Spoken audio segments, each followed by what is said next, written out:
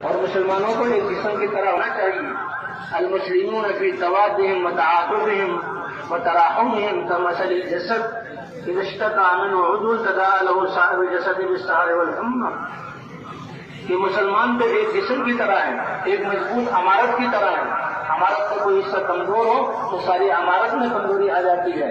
تو مسلمان ایک جسم کی طرح ہیں.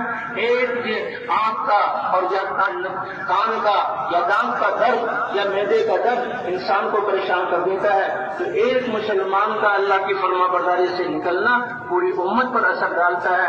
اور جب لاوا کا لاوا ہی گزرا ہوا، اس لیے اجتماعیت جماعت کی صورت میں ہر مسجد میں جماعت بنائی جائے اور وہ جماعت اس کام کو کرے، اللہ کے راستے میں جماعت کی صورت میں نکلے.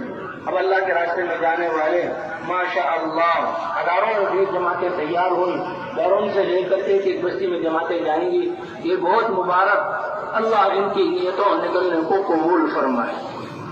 اور یہ نکل زندگی کا سرمایہ بہت قیمتی، جیسے شروع میں عرض کیا، ایک ایک سانس ہمارا قیمتی ہے، اور جو اللہ کے دین کی محنت اور رسے کے لیے دے دیا